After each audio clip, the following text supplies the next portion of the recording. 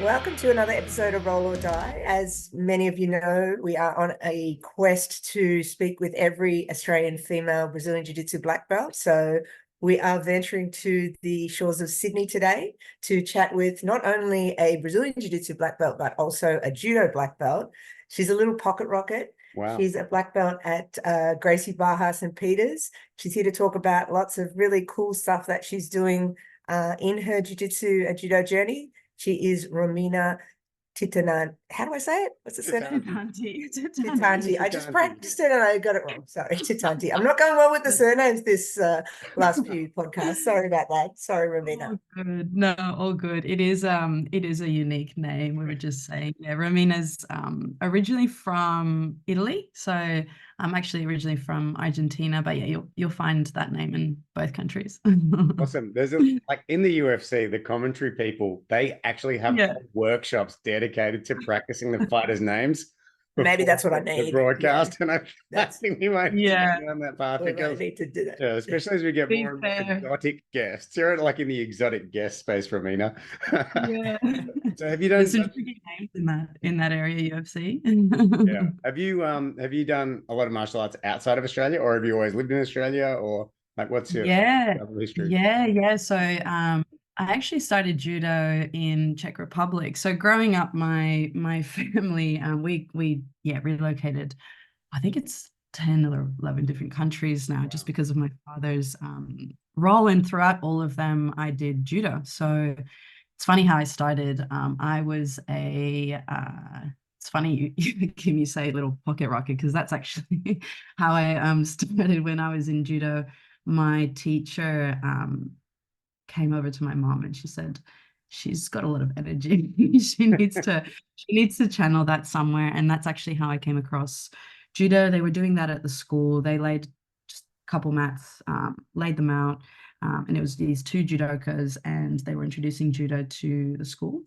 And a lot of the a lot of my teammates or classmates were doing judo. And so that's why I loved it. I loved going because I got to see my friends after school and got to spend more time. And it was very humbling. I grew up with two brothers, so it was very much, just wrestling with them at home. So then I felt like this was my just the way I played, really, I guess. Right.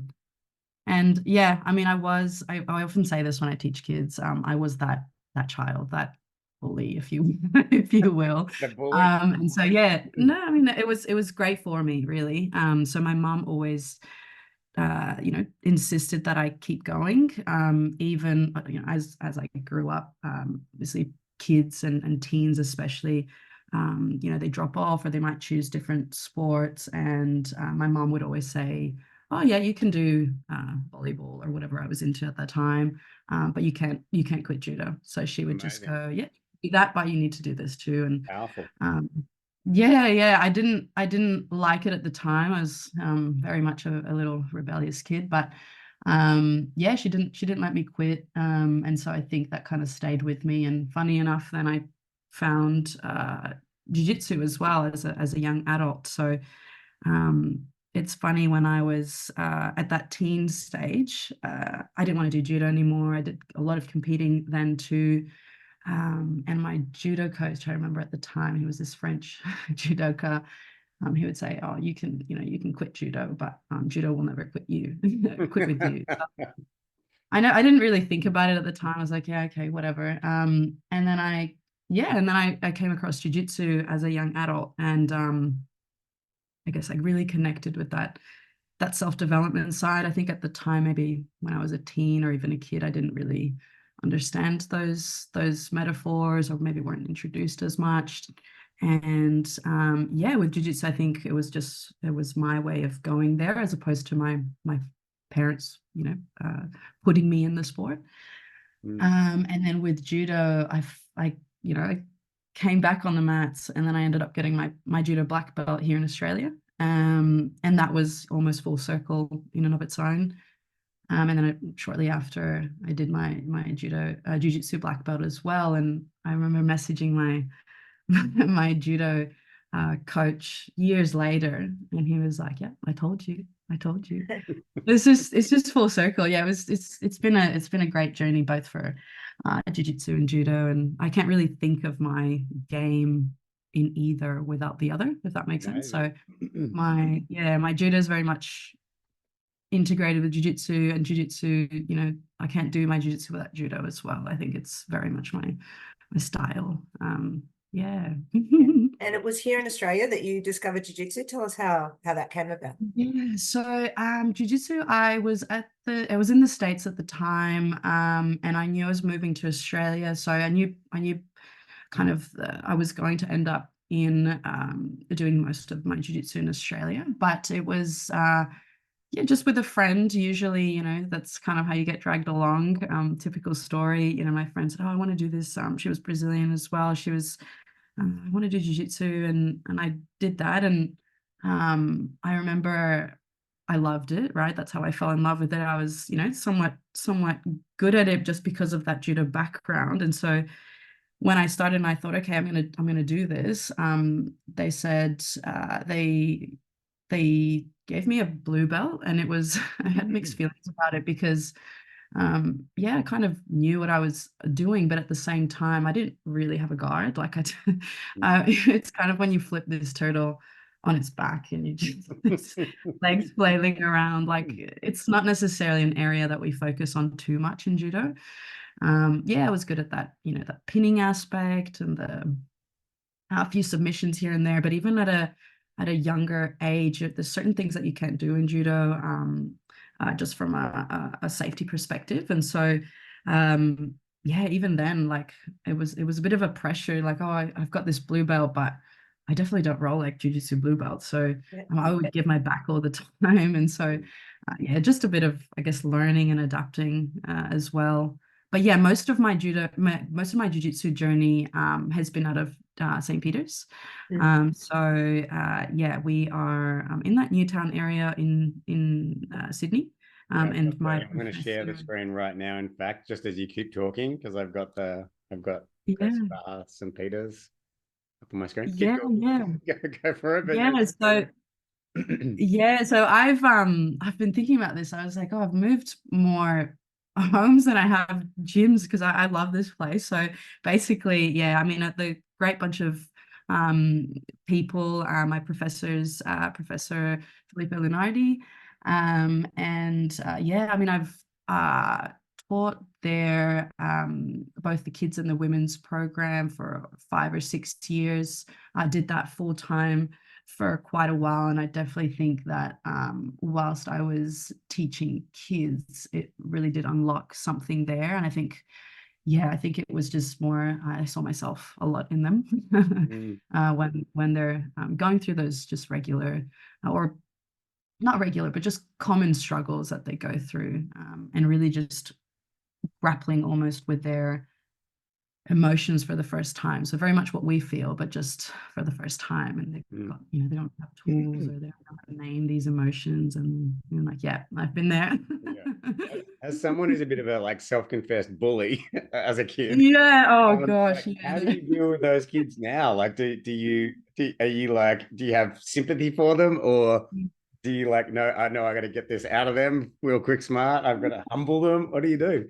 Yeah. So, look, I think a lot of the times, when we refer to bullies, we see them as these like big bad, kids on the playground. And to be honest, if I think of myself, I didn't really, it wasn't malicious intention.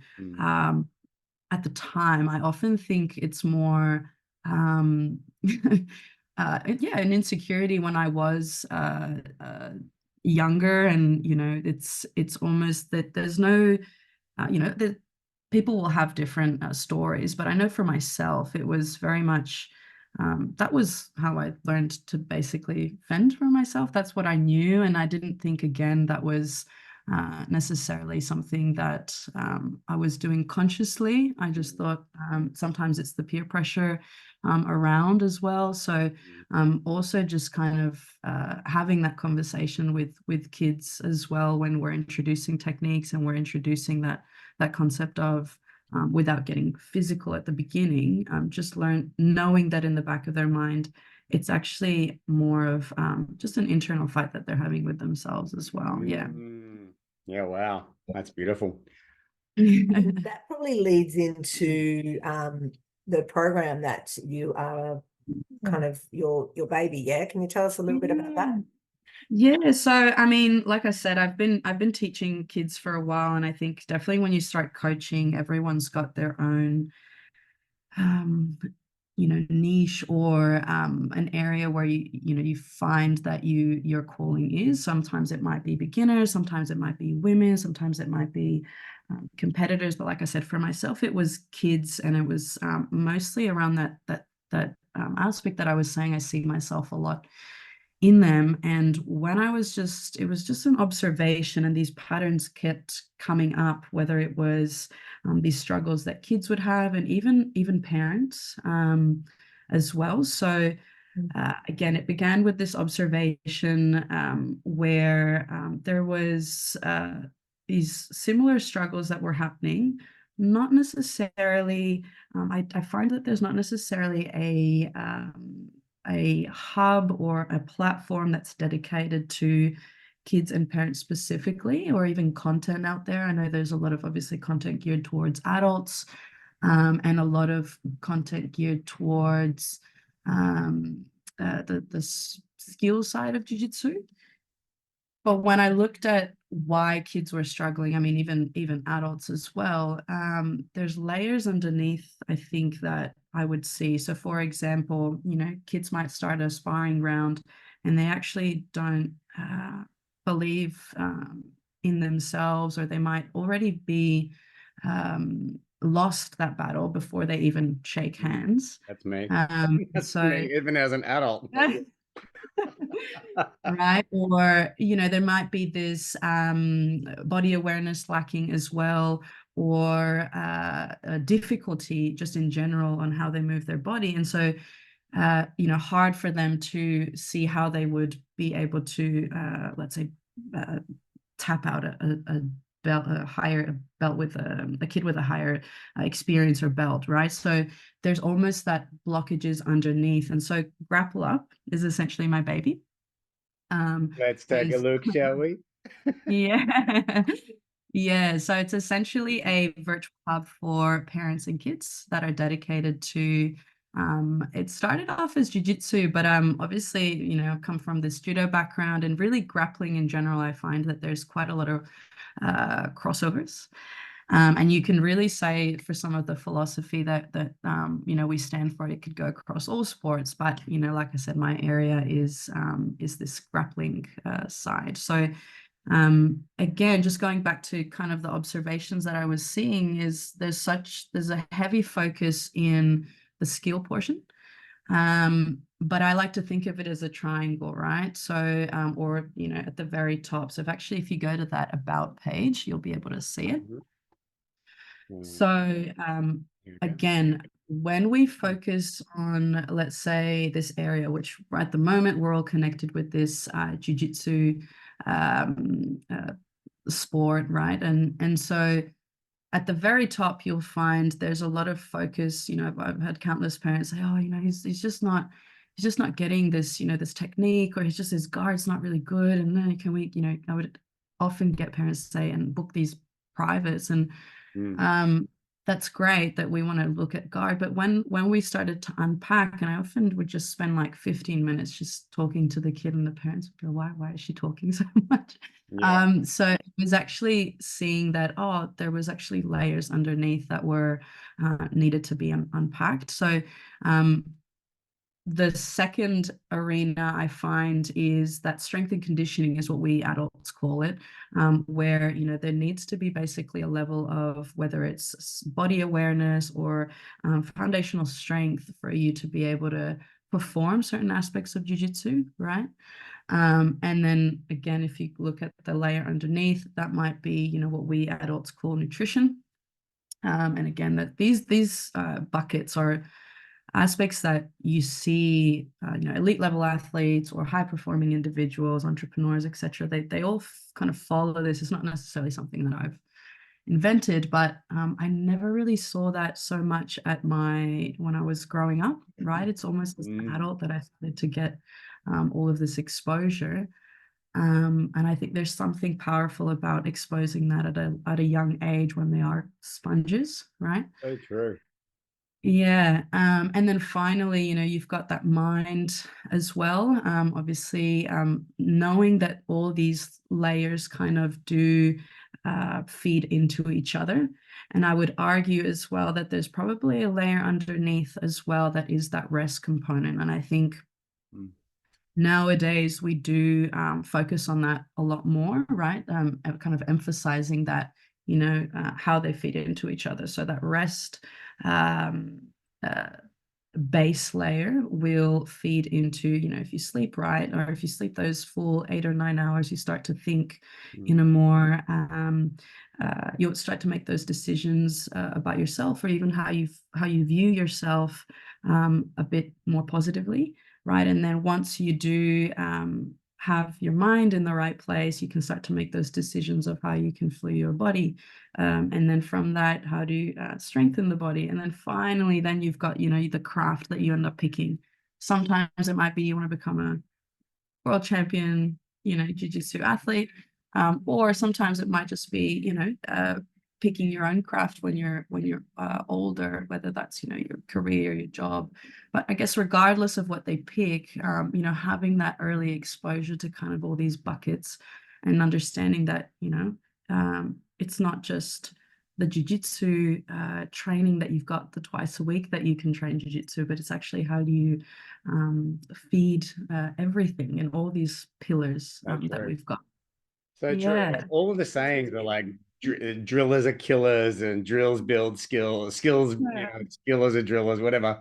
But there's never like the right mind leaves the others behind, and the great belly turns the others to jelly, and the, you know, the strength and conditioning leaves the others a wishing and or whatever. I don't know. I'm just making shit up. I love that. I'm You know going to what I mean? use It's like that. there's not enough sayings for those other three areas. Like I can't, like I just have to make them up because there's just nothing. Yeah. Well, I mean, I think nowadays, you know, if you look at those high performing athletes and, you know, those that are doing really well, you'll see that, and it's quite, but I feel kind of strongly about that. It doesn't have, you know, you don't have to be this like world champion to be able to live or to live by these pillars. I think it's so true, you know, that to you know, that the goal here is to, you know, raise these more well-balanced, happy kids, right? That doesn't really matter what they actually end up doing. It can be jiu-jitsu, and, you know, those life teachings that we always hear on the mats will then feed into, and you can start to make those connections, which again, I didn't really start making those connections until I was an adult and I was in jiu-jitsu. And again, there's not as, I mean, even if there's now, but even back then, there was definitely nothing out there that in a way that I can, as a kid, digest this information. So that's why, you know, when I'm thinking of these pillars, how do I make it so that kids understand what I'm talking about? So that's why we call nutrition belly, or that's why we call body strength and conditioning. So because we need to speak basically their languages, right? So yeah, so in terms of the project, look, in terms of what we'd be delivering, it's more about these, whether it's instructionals that are more geared towards kids, whether it's you know, books that they can read outside of jiu-jitsu, right? Whether it's having that conversation at the dinner table, or even animations, right? Kids are so into, you know, all of these you know, jiu-jitsu, well, not jiu-jitsu, but animations in general. So again, how do we kind of speak about all these very complex things in something that they can understand? So just having a look at the website, Anton, I don't know if you want to pull it back up again. So there's a bunch of other things in there too, yeah? Like you've got training tools, training gear, Yeah, so we're um, gearing up. Yeah, books. we're gearing up to it. Yeah, for sure. So I think in terms of kind of embodying what Grapple Up's about, it'll certainly be our book. So again, that's kind of a story that embodies some of the pillars that we were talking about. So again, it kind of introduces you to uh, uh, those concepts, right? And how again some of the other grappling arts, we also share very much the same movements, right? There's always this uh, not clash, but yeah, there's judo versus jiu-jitsu versus wrestling, where really we're kind of all going for the very similar things. Which one's better? I know. I mean, in my eyes, I can't like my jiu-jitsu is not my judo, and judo's my They're jiu-jitsu. They're related, all fine. Yeah, they're all related. interdependent almost. Yeah, that's right. So Right. yeah, we're soft launch somewhere around September, and then we'll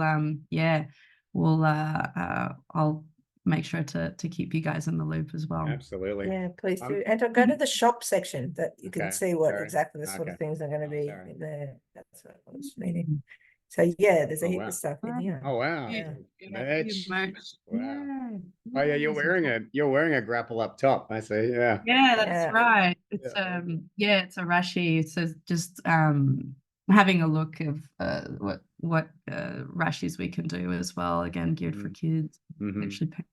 Yeah. I can't stop thinking about this now, actually, because when I think like the various gyms I hang out at, and there's so many kids getting privates, one-on-ones all the time, and the parents will take their kids all around the world to, privates with Craig Jones, or he wouldn't do it, but like they're doing very high level grapplers one-on-ones, and it's always about the technique almost and the competition. Maybe a little bit of mindset, but you're right. There's just so much missing to this puzzle. It seems like an obvious advantage in life, and not only competing, but also just in life, to actually be able to have that holistic view of what they can have, and then to be a leader and a role model to others. Because I just see kids eating so much junk, for example, because they're training so hard all the time. But that's not gonna pay off in the long run. That's for sure. Yeah. So again, even if it's just that, again, positioning of just even an introduction to, right? It's a lifelong journey just as much as it is on the mats, right? Nutrition is something that will be with you for the rest of your life. And so, yep, you might be at this stage in your nutrition journey, but it doesn't mean that it'll stay, right? So this concept of skill is something that you can gradually progress in, again, whether that's nutrition, whether it's your strength, right? You're not always going to be at this strength ability or able to lift a certain amount forever. That's kind of growing as well in the background. So jiu-jitsu is not any different, your mindset's not any different, your nutrition is not any different. So again, just as soon as I started to make these connections from jiu-jitsu on the mats into other areas of my life, that's when I thought, oh, okay. Because I was waiting for the day. I always was told, oh, when you're rolling, you look so calm, and you're in really bad positions, and I was like, yeah, I wish I could be like that in life, though. I was always so so hard on myself in that sense, right? So I was saying, oh, well, when's that going to happen, when I can be in that level-headed mindset off the mat, or have such a grasp on life, and so I think it's when I look back at jiu-jitsu, I said, oh, I think my jiu-jitsu really took off when I started teaching, right? So it was almost at that purple brown level, and it wasn't because I knew everything. It wasn't because I knew everything that there was to jiu-jitsu, but it was that thing that, okay, well, now I have to think about what I'm going to say, and now I have to really understand what I want to, the message that I want to convey. And when you're talking to kids, you've really got to know, because their attention span is really short. So that's when I think I really my jiu-jitsu kind of improved. And I think with Grapple Up, I don't think it's going to be any different. I'm kind of excited about that too, because that saying where it's when you teach, you learn twice. And so I think that to me, it's almost like my new, if you will, my new black belt, right? I'm always kind of trying to aim for something. So yeah, so I think that's really exciting. I mean, for myself as well. I'm sure, when you speak to people who have done martial arts for a long time, there's often these connects and disconnects, right, in your journey. And so because it's so long, right, because it's so there's going to be times where, whether it's an injury or whether it's just understanding your why as well, why you're doing it. And so I think, over the last few years, or even when I was competing a lot, I just came a point where it was like, well, I felt a little numb or empty, if you will. I was like, well, why am I, what's the point? Why am I? And so I think when one of the inspirations there as well, when Grapple Up came into play, was I needed to essentially reconnect a little bit with, why I was doing all of this, why was jiu-jitsu and kids and self-development such an area of passion. And I think, I just needed to kind of pave my own path in a way. It's so easy to see what other people are doing. So you see that, people are the athlete route, the school owner route. And I was like, oh, I'm in this athlete route again at the moment, but I can't do that forever. I don't know if I really want to open up a gym. So, now I think people are starting, because jiu-jitsu is so new, they're starting to open up into other forms of how to make jiu-jitsu a career or a life out of it, or a living. And so I think that was, I was like, okay, how am I going to put all of this together? And so that's, reconnected a bit. Romy, can you tell us at all about dealing with the parents? Like, I know as a kids coach, sometimes it is challenging to have to deal with the parents. Have you got any, what are your thoughts around that? Yeah, so that's why I think, originally Grapple Up was, all about the kids, all about the kids, all about the kids. But really, like, as a coach, it was actually kind of frustrating that I only got, these twice a week, 45-minute classes where kids were, somewhat engaged with end of class messages, but they were tired from school. They were, tying up their belts. They wanted to go home, eat. And so I think parents play a really important role, obviously, in that arena of raising these champion-like kids. Now, I think once I started to kind of convey my message that, sometimes it wasn't about the technique itself. And I started to have those conversations of, oh, well, how is that? How is the training schedule for, this kid? Or what does that schedule look like for, Jimmy? Or, what does that look like? I think that they were there. There was an educational piece, if you will, for the parents. So then suddenly, like I said, it morphed into more of this project kids and parents, because there is almost that re-education there. And not to say the parents are doing it all wrong, and nothing like that. They're actually, they're the MVP of all of this. But I do think that there's so you've got parents that are quiet. Sometimes they're pushing their kids quite a bit. So recognizing as well that maybe it's not about so much pushing the kid in this arena of jiu-jitsu, but potentially having a different conversation, maybe at the dinner table, around maybe it's the mindset stuff, maybe it's your nutrition, and how can they connect with those aspects a little more, as opposed to just that skill, right? So just the skill aspect, which I think the kids, they're surrounded by adults telling them what to do, right? Whether it's teachers, parents. So I think it's kind of bridging that conversation of saying, hey, why don't we see if there's maybe another area that we can maybe highlight a little more, as opposed to just the skill, because he's doing that on. Do you get resistance with that from some of the parents, or or Uh, are they always like, hell yeah, that's a great idea, let's do that? Yeah.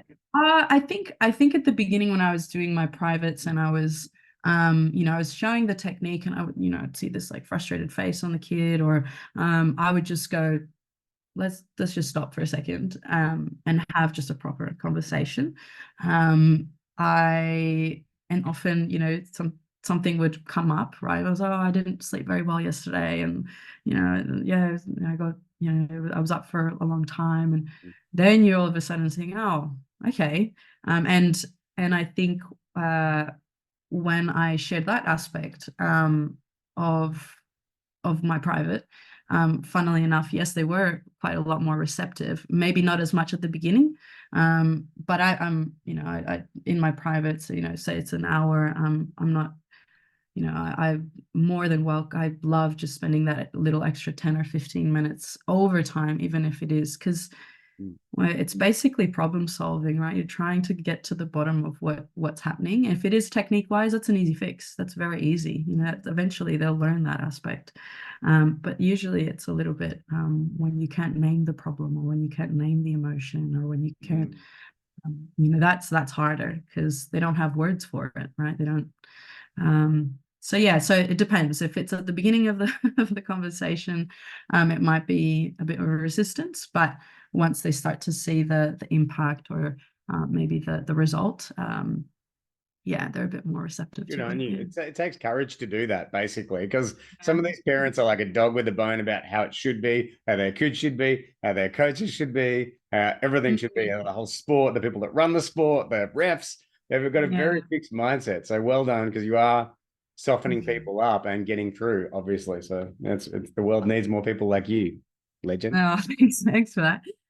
Yeah, it's funny you say that, because I can't remember who, but I think we've all got a coaching style, and not I remember someone saying, oh, your style is very nurturing, and I said, oh, I never really thought myself as that, but I think that's a little bit what maybe what kids need, or even adults need as well. There's often this this very like you said, it needs to be this way, it needs to be this way, it needs to be that way. And so if we can maybe still have high standards, still have that ambition of achieving, whether it's whatever result or dream that you've got, but just softening and seeing a bit the bigger picture as well. Love it. And we talked a lot about jiu-jitsu. Are you still involved with judo at all, Romy? Do you get out? Yeah, so with judo, like I said, I can't really not practice my jiu-jitsu without my judo. I'm still very much in touch with my judo coach. So his name is Oren Janviv, and so he runs a school, again also out of St. Peter's area. So it's called Judo Matsu.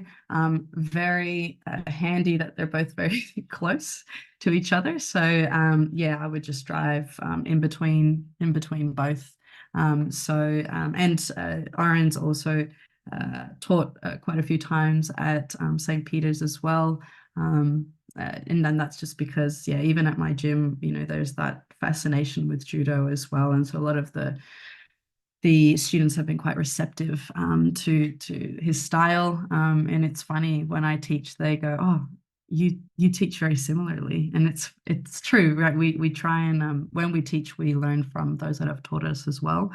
And so he's very similar to that. He tries to think of the big picture, and he loves the full buckets. And so with his training, or with his teaching, it often goes a bit more beyond than just the judo skill set. Yeah. Right. Well, you said you have end of class messages, so which I love as well. Like I love that you have a dedicated end of class message. So do you have an end of podcast kind of message? All right. Well, I think the underlying theme that I guess came up a few times, whether it was through my judo journey, or whether it was my university degree as well, it happened, and my jiu-jitsu journey. I have this tendency, and I'm sharing it because I'm sure a lot of people will have this as well, where there's this, you've got a goal in mind, and so I just whiz through it. I did for example, my jiu-jitsu black belt was in 8 years, and same thing with my university. I would just power through that. And then it got towards the end of that journey where, I was in this, again, questioning of like, why am I doing this again? Or what, and there is going to be in any long journey that connecting and disconnecting of what's pushing you to do, in many cases, so many sacrifices. And I think people, when they disconnect with their why, they automatically, will throw in the towel. But I actually think that one of the strongest things that still stays with me, maybe it's that, my mom's message, so don't give up, and she wouldn't let me quit. Kind of stayed with me, right? So I said, okay, well, even if I don't know why at the moment, or that why might change, it doesn't mean that you just give up, right? Wow. So it doesn't have to mean that, and it's almost kind of embracing, right, that uncertainty, and knowing that eventually you'll kind of refine your why, or like I said, it can change. Wow. And for me in jiu-jitsu, it changed, right? It changed. It was very much this dance of connecting and reconnecting with. Amazing. So we've got That's less than a minute beautiful. left, and I love that because, like, the Yeah. takeaway is, while your why comes and goes, Yeah. don't quit. Don't quit. Yeah, it's the hardest thing for sure in any journey. Yeah. Fantastic. Awesome. Thank you Thank you so so much, Romy, for giving up your time. We'll have the link for your grapple up in our show notes. We'll have this episode out in a couple of weeks. If you could share it, that would be amazing. Yeah, And absolutely. we'll see you on the mats. See you later. Sounds Okay. good. See you. Bye. Thank you. Bye.